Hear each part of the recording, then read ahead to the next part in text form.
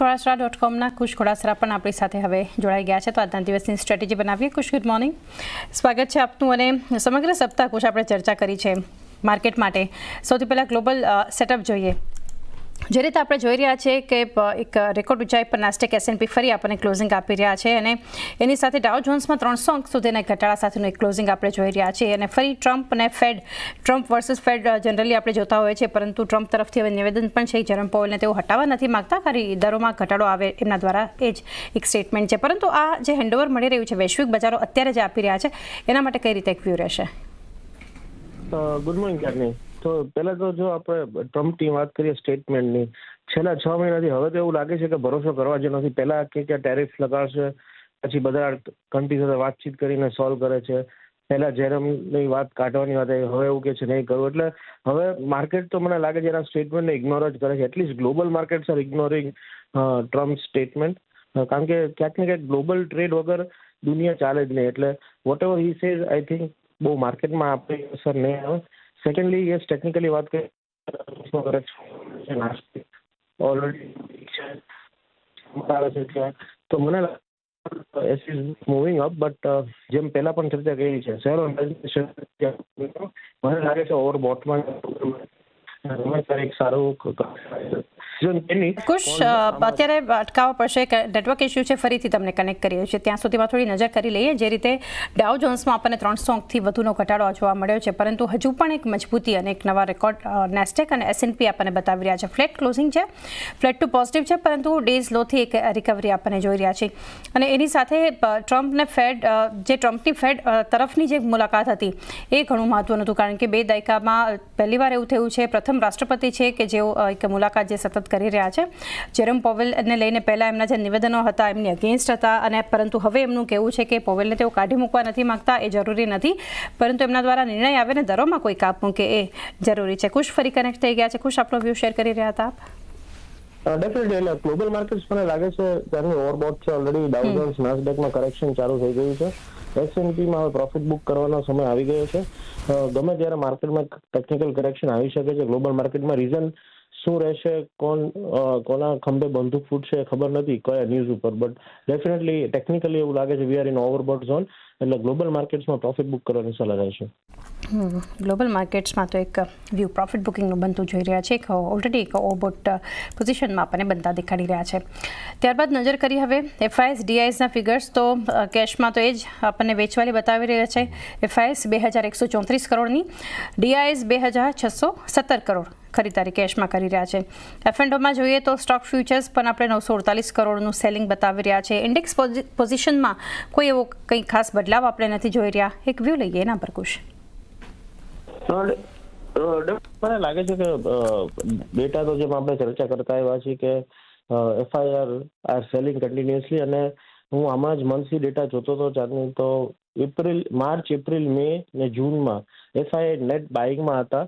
મામૂલી બાઇંગ હતું, પણ બાઇંગ હતું. હવે તમે જુઓ તો જુલાઈમાં, હવે ઓફકોર્સ હવે છે હજી 4 ટ્રેડિંગ સેશન બાકી છે, બટ નેટ 28,000 કરોડનું સેલિંગ કર્યું છે આફ્ટર 4 months. એટલે ક્યાંક ને ક્યાંક Nifty is near to 52 week high selling જોવા મળે છે FIનું. તો મને લાગે છે કે FIs are doing profit booking.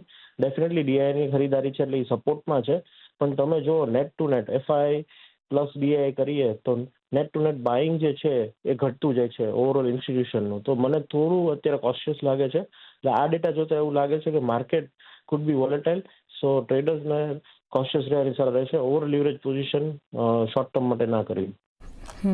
તો એક વ્યૂ કોશિયસ અહીંથી માર્કેટ માટે રાખવું જોઈએ. નિફ્ટીની સ્ટ્રેટેજી હવે બનાવીએ. કુશ, 25,060ના લેવલ્સ પર આપણને સ્પોર્ટમાં ક્લોઝિંગ 150 અંકના ઘટાડા સાથે નિફ્ટીમાં જોવા મળ્યું છે, જ્યાં કોલ રાઇટર્સ હતા 25,100 પર, 25,200 અને 300ની સ્ટ્રાઇક માટે. પુટ રાઇટર્સ 25,000, 24,900, 24,800 પર જોવા મળ્યા. તો હવે શું સ્ટ્રેટેજી હોવી જોઈએ નિફ્ટી પર? નિફ્ટી મને લાગે છે કે ઓવરઓલ સેલર રાઇઝની સ્ટ્રેટેજી અપનાવી જોઈએ. ગઈકાલે આપણે જોયું કે છેલ્લા 2 દિવસના લો બ્રેક કરીને ક્લોઝિંગ આપ્યું છે. ઓફકોર્સ એક્સપાયરી હતી, એટલે લેટ્સ સી આજે કઈ રીતે માર્કેટ ઓપન થાય છે. એક્સપેક્ટેડ તો લોઅર જ છે, બટ મારો વ્યૂ હજુ પણ એ જ છે. 25,250 ઉપર જ્યાં સુધી ક્લોઝિંગ નહીં આવે ત્યાં સુધી સેલર રાઇઝ નિફ્ટી 24,700નો BTST ટાર્ગેટ હોલ્ડ કરવો જોઈએ.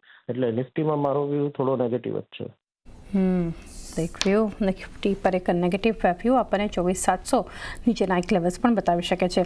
બેંક નિફ્ટીમાં 57,066 પર ક્લોઝિંગ આવ્યું છે. ઘટાડો હતો 5% આસપાસનો, પરંતુ નિફ્ટીની સામે હજુ પણ એક સ્ટ્રોંગ આપણને નિફ્ટી બેંકની ચાલ દેખાડી રહી છે. ત્યારબાદ જ્યાં કોલ રાઇટર્સ 57,200 પર હતા, ત્યારબાદ 57,500 અને 800ની સ્ટ્રાઇક પર. પુટ રાઇટર્સ 57,000, 56,800, 56,500 પર જોવા મળ્યા. બેંક નિફ્ટીને કઈ રીતે જોઈ રહ્યા છો કુશ? બેંકમાં મને લાગે છે વેઇટ એન્ડ વોચ ચાલની, કારણ કે યસ ડેફિનેટલી થોડું વીકનેસ ગઈકાલ જોવા મળી છે, but it took support on the previous days લો.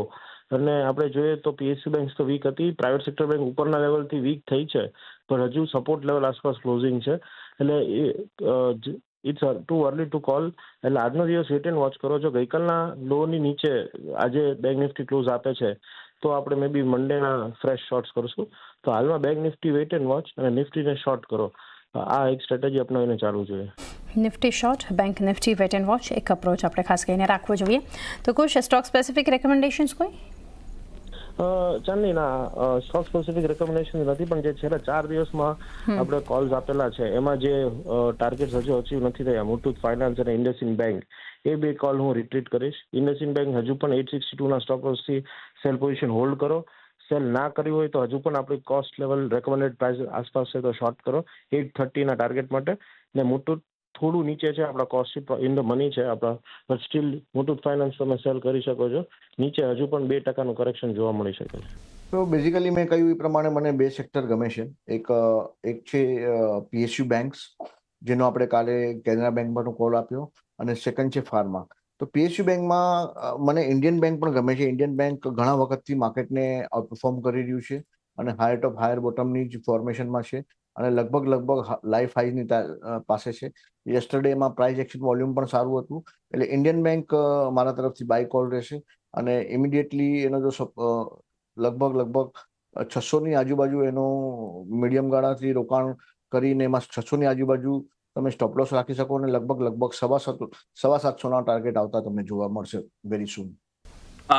મારા પિક પેલો જે ફાર્મા પર વાત કરી, એ ફાર્માનો સ્ટોક લુપિન છે, અને લુપિનમાં મને લાગે છે કે એક સારું બ્રેકઆઉટ આવવાળા દિવસોમાં આપણને જોવા મળશે.